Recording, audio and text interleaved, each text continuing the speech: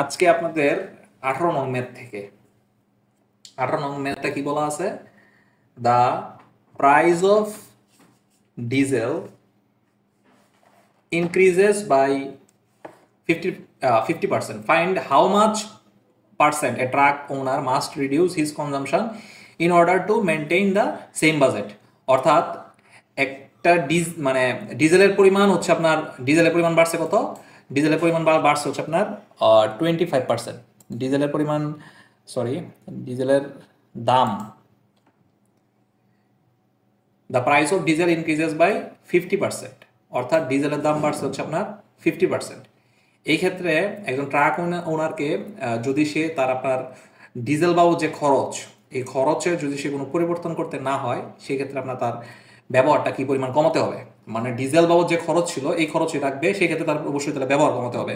যেহেতু ডিজেলের দাম বাড়ছে 50%, তাহলে এখন আপনার ওই ডিজেল বাবদ যে খরচ, এই খরচ যদি সেম রাখতে চান তাহলে আপনাকে কি করতে হবে? ডিজেলের ব্যবহার কমাতে হবে।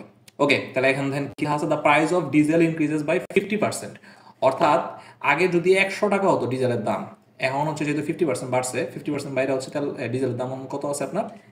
150 টাকা। তাহলে দেখেন, কিন্তু আপনি এমনভাবে ব্যবহার করবেন আপনার ডিজেলের দাম 150 টাকা হলেও যাতে আপনার ডিজেল বাবদ খরচ 100 টাকায় হয়। তাহলে দেখেন রিডিউস করতে হবে আপনার কত? 150 মাইনাস 150 টাকা, অর্থাৎ 150 টাকায় কমাতে হবে 50 টাকা, 1 টাকায় কত? 100 টাকায় কত? এই আপনার হিসাব। তাহলে হচ্ছে 50 3 100 বাই 3 33.33%, এই হচ্ছে অ্যান্সার। এই টাইপের কতগুলো অঙ্ক আপনাদের দেখাবো আজকে। ওকে,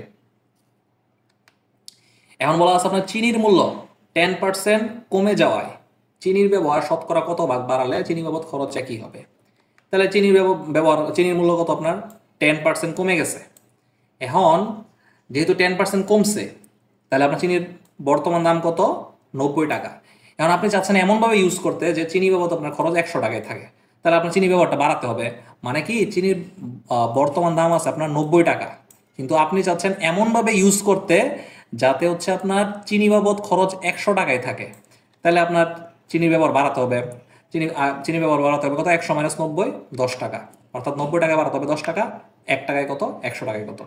100 টাকায় হচ্ছে আপনার 10/90 ইন্টু 100, 100/9%, অর্থাৎ 11 সমস্ত 9/1%। ওকে, 20 নাম্বার, এটা হচ্ছে 37তম বিসিএস এর প্রশ্ন। যদি তেলের মূল্য 25% বৃদ্ধি পায় তবে তেলের ব্যবহার শতকরা কত কমালে তেল বাবদ ব্যয় বৃদ্ধি হবে না? সেই অঙ্ক, অর্থাৎ আপনার তেলের মূল্য বাড়ছে কত? 25%, কিন্তু আপনি চাচ্ছেন কি এমনভাবে ব্যবহার করতে যাতে হচ্ছে আপনার তেল বাবদ খরচটা যাতে না বাড়ে। আচ্ছা দেখি, তেলের মূল্য ছিল 100 টাকা, যেহেতু 25% বাড়ছে তাহলে 125 টাকা। আচ্ছা, এই জিনিসটা আমি একটু দেখাই আপনাদের। এই 100 টাকার সাথে হচ্ছে 25% বাড়ার ফলে 125 টাকা কি হয়ে গেল? মানে 25% যদি কোনো তেলের দাম বাড়ছে, 25% বাড়ছে, অর্থাৎ তাহলে হচ্ছে আপনার পূর্ব মূল্য যদি 100 টাকা হয়,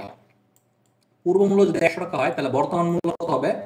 এই 100 যোগ 25, অর্থাৎ 100 যোগ 25, অর্থাৎ 125 টাকায়। তাহলে এখন আপনার খরচ কমাতে হবে কত? 125 মাইনাস 100, অর্থাৎ 25 টাকা। তাহলে 125 টাকায় খরচ কমাতে হবে কত আপনার? 25 টাকা। 1 টাকায় কত? 100 টাকায় কত?